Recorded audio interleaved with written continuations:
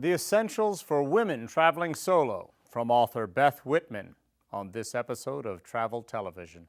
We'll visit volunteers participating in the first National Day of Service and Remembrance. On Web Tips, we'll have tips for happy travels with your pet. All this and more, so on to our first stop. The September 11th National Day of Service and Remembrance is the culmination of a 7-year effort started by 9/11 family members and support groups to establish the Service Day as a way to honor the victims and heroes, and to rekindle the spirit of unity and compassion that followed the attacks. September 11th was officially recognized as a National Day of Service and Remembrance by the Edward M. Kennedy Serve America Act, passed with strong bipartisan support and signed into law by President Obama in April 2009. The first officially designated September 11th National Day of Service and Remembrance was marked by service projects in all 50 states, with tens of thousands of volunteers turning out to paint and refurbish homes, run food drives, spruce up schools, reclaim neighborhoods, and support and honor veterans and first responders. Hi, I'm Mike Landers, and I'm the Chief Operating Officer for the Armed Services YMCA, which is headquartered right here in Washington, D.C. And we are at the 9/11 National Day of Service and Remembrance. And it's the final day of the event that's culminated in all of these volunteer projects across the country on this special day that we celebrate 8 years after the tragic events of 9/11. We're at the RFK Stadium here in Washington, D.C., and we have about 250 volunteers from all over the country, from many corporate organizations, and they're all here today to build these quilts, which we're going to present to the children of deployed moms and dads in all the services as a remembrance for the entire time that they're deployed. And this is a great opportunity for any volunteers who travel around the country to visit any military organization, because the Armed Services YMCA is represented in almost every state. We had 6,000 volunteers last year, which helped us do 6,000 of these quilts. So if you're ever traveling around the country and you're near a military installation, look up the Armed Services YMCA and we'll put you to work.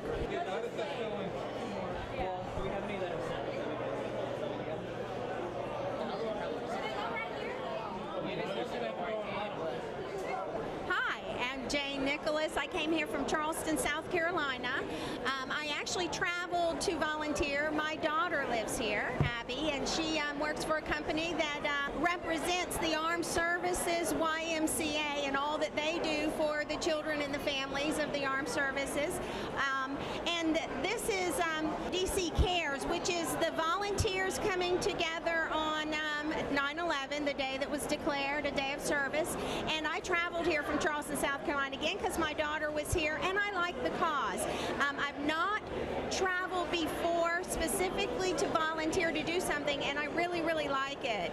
I like meeting all the people. These are all different companies who organize volunteers as well.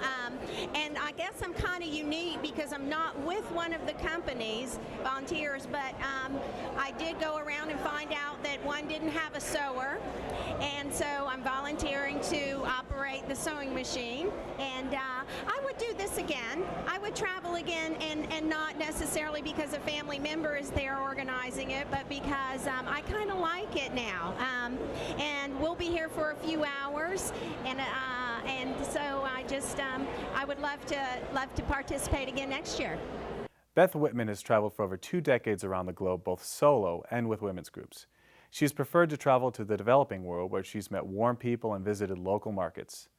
Beth has published 2 books, and she's a regular contributor to several blogs and websites from her hometown in Seattle. Travel Television recently spoke to Beth about her love of travel. Hi, welcome to Travel Television once again. I've caught up with Beth Whitman here at the Washington, D.C. Convention Center Adventures and Travel Expo.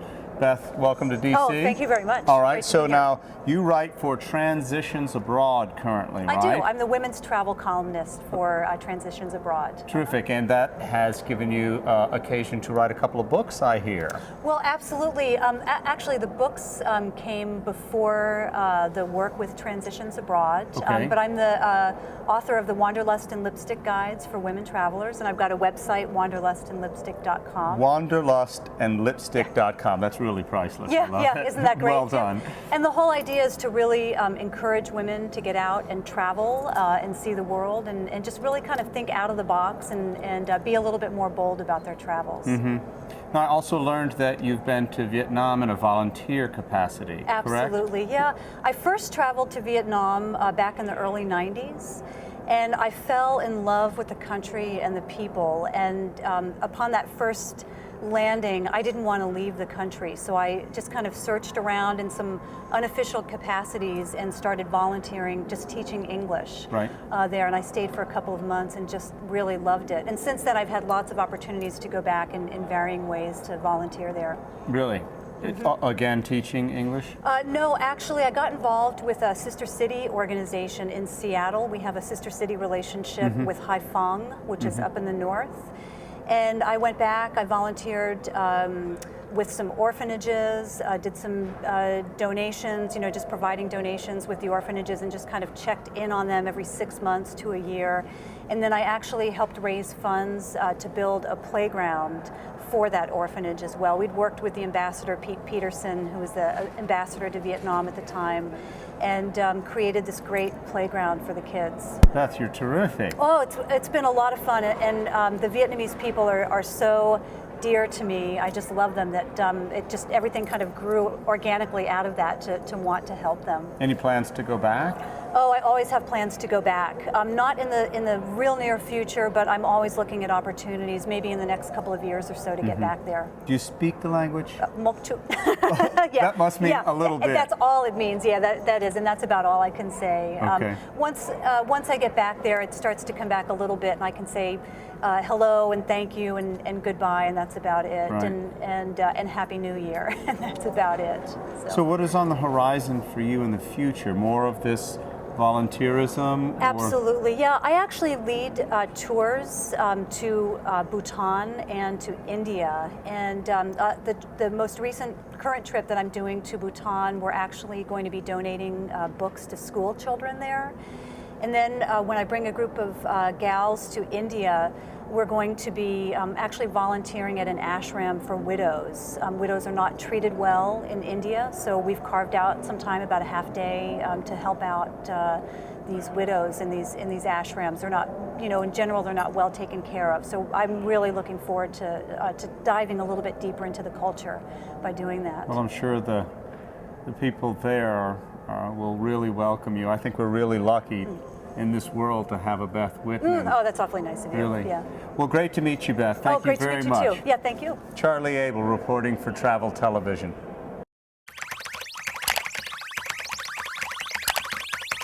Like the homepage of this site states, it's a pet crazy world out there. So why not explore it with your best friend? www.petswelcome.com is devoted to the dog and cat lovers who don't want to leave home without their most trusted companions, especially during difficult economic times. We've all been there. We get home from vacation, pick up the dog or cat from the kennel, and do a backflip when we see the bill. Often the pet's lodging is half as much as our trip, but this does not have to be the case. This website has all the truth about cats and dogs. You can map a route based on pet-friendly destinations and hotels and download pet-friendly destinations onto your GPS. You can check out how friendly or unfriendly each airline is to their four-legged guests because each carrier is reviewed and rated. For example, the site explains the ins and outs of the JetPaw Pet program. JetBlue's designed to provide pets and their owners the tips and tools they need for a smooth trip from start to finish. This site also alerts visitors, for example, that Air Canada no longer allows pets in the passenger cabin.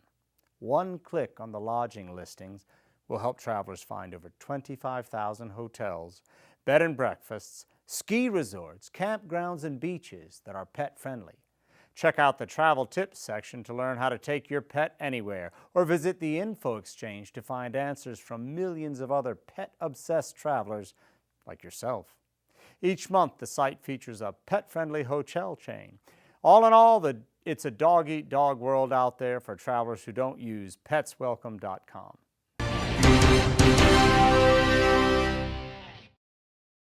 Working as a volunteer at the Habitat for Humanity Musicians Village worksite provides a moving and enjoyable volunteer experience. It all starts very early in the morning when all volunteers and staff gather for orientation. Small groups and individuals come together each day at the worksite to help build new homes and restore homes devastated by the hurricanes Katrina and Rita. Some volunteers are skilled in carpentry and electricity. Even more bring a desire to help and a willingness to pitch in. Both categories are quickly put to work and a community emerges from the destruction. Future homeowners contribute 350 hands-on hours to help in the building process of their own community. Often musicians visiting the New Orleans area stop by to see the work firsthand or just to give the volunteers a boost. Travel Television was on site when American country icon Willie Nelson came to see the Musicians Village, much to the delight and excitement of the volunteers. Well, so I'm originally from Florida, and I'd spent my whole life there. So I really was interested in traveling and getting to see more of the United States. So I thought that AmeriCorps and CCC was a really good balance between those two things. It was getting to work in the Gulf and do things that really mattered, but also getting to see the world and be a little more, traveled than I might be otherwise. So I picked AmeriCorps and CCC, and then on my team I am the media coordinator, and my job is to coordinate between all the different organizations that are publicizing what we do and make sure that they have enough information and know what we're doing and where we're doing it, and to make sure that I talk to them and then make sure that AmeriCorps knows that we have been publicized.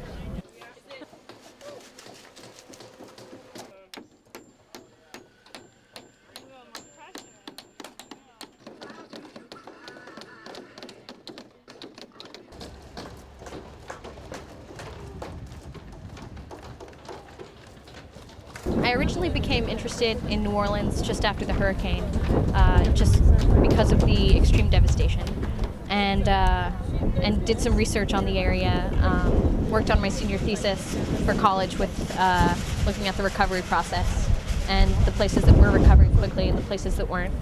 And then I joined AmeriCorps and CCC later once I graduated, and the current goal of NCCC is to dedicate 60% of their resources to the Gulf region until 2010. And so I knew that I'd spend at least half my time in the Gulf region, which was a main reason for joining the organization. So we've gotten to be here for a month so far and work, and it's just been really inspiring and very touching. To see volunteer stories, go to www.projectkatrinavolunteers.net.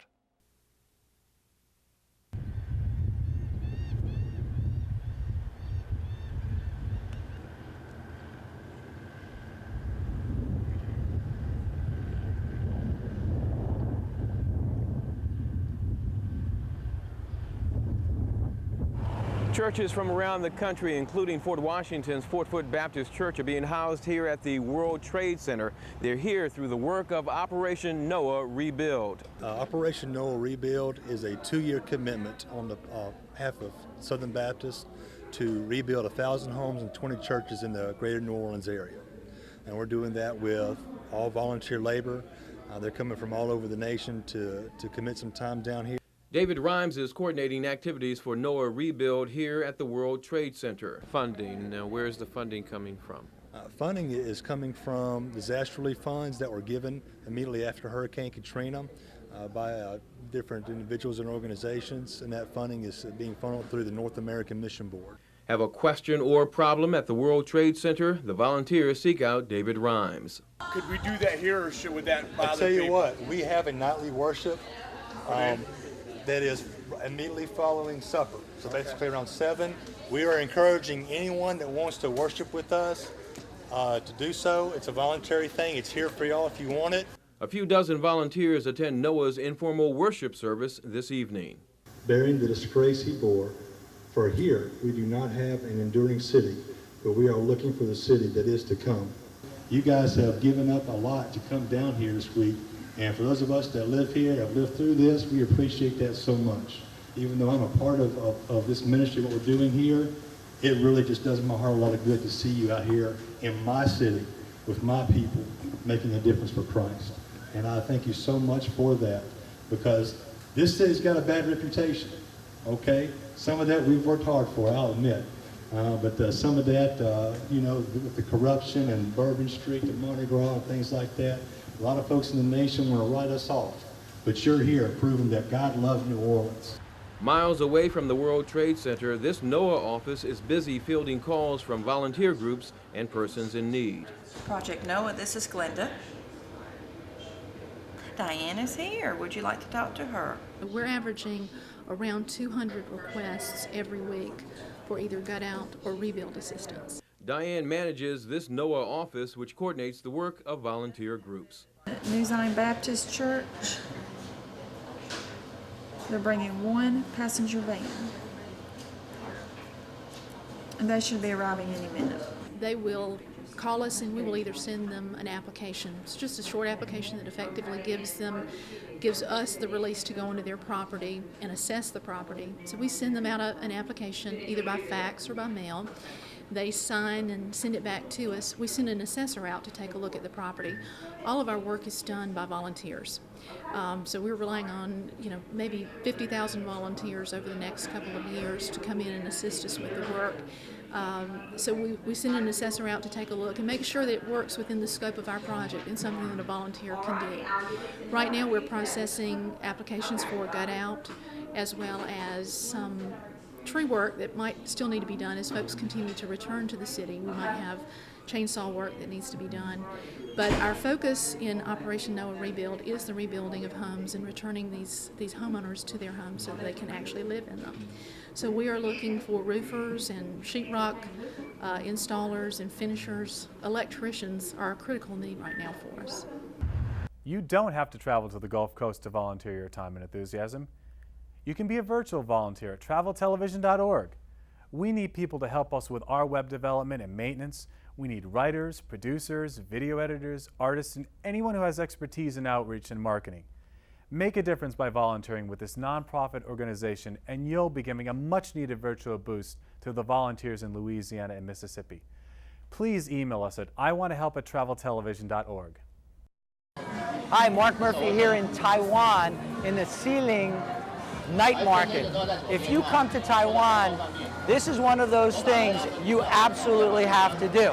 Why? It's part carnival, part shops, and big time Taiwanese food. In fact, you will find such a variety of authentic Taiwanese food that if you're a foodie, this is where you want to go. Now, I haven't been inside yet, but I understand some of the food choices are pretty interesting, and we're going to experiment right now.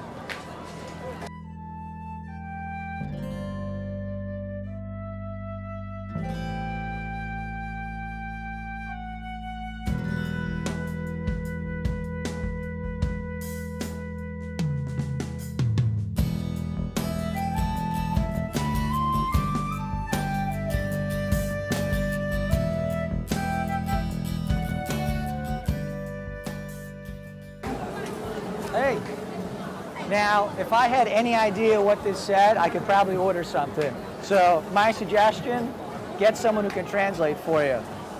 Hello, you speak English? No, huh? I just have to point, right? You're on camera, you know that, right? You gonna smile? You gonna smile, big? It's okay.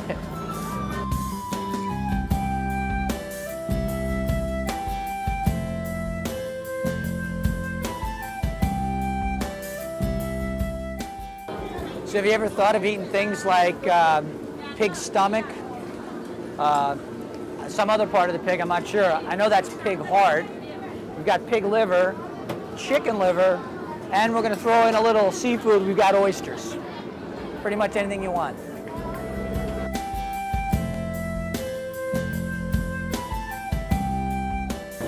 All right, we're going to start with something a little on the tame side. Some rice noodles, and basically, my buddy called it an oyster pancake, but it's really more like an omelet with some fried oysters in it. So here we go.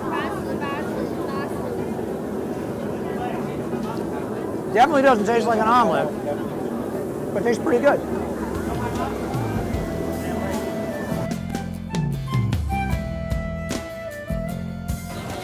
All right, now, you know what they call this? This is chicken. Believe it or not, it tastes pretty good. Literally. I don't think I can say that though, can I?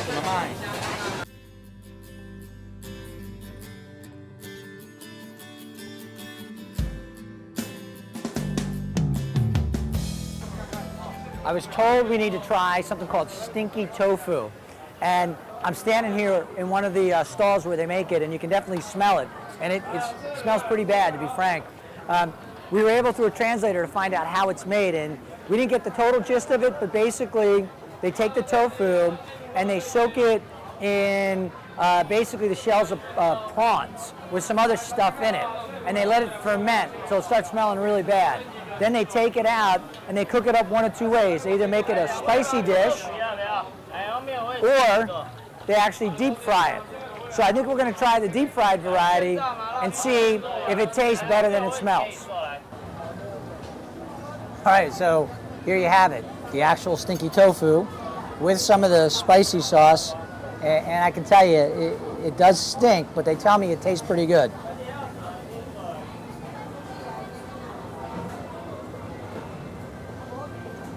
You know what? Well, as long as you're not breathing in through your nose while you're eating it, it tastes pretty good. You can't smell it. But now that I'm talking with my mouth full, I can smell it too. So for my final meal, I'm getting a little more adventurous. I'm going to have some pig's blood and pig's intestine. This is the pig's blood. The reason it's got this consistency is because they drain the blood from the dead pig, and then they mix it with, they said, some kind of starch-like substance, and you get this. Interesting. And this is the pig's intestine. So we're going to try this as well while we're here. It's chewy, and while I'm chewing it and finishing my meal, I'm going to have you guys head over and take a walk and check out the shopping.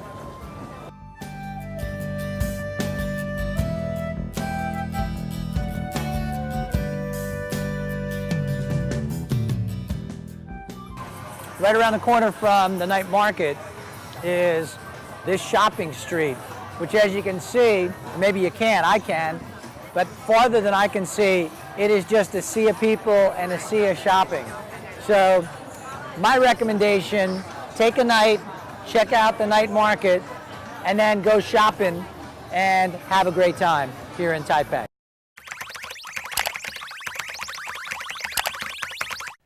Sleeping in an airport is probably not the way you want to spend even one moment of your vacation.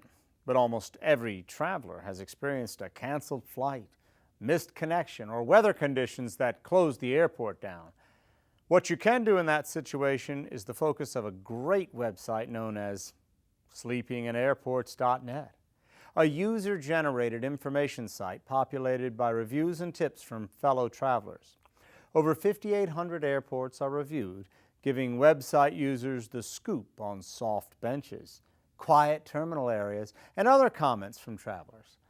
There is the Golden Pillow Award for the best airport. Singapore earns the #1 spot thanks to their Oasis Lounge with free massage chairs and a movie theater. Not bad. On the other end of the spectrum is the Poopy Airport Award. That goes to the worst venue. This dubious honor was given to the Charles de Gaulle Airport in Paris for their dirty conditions.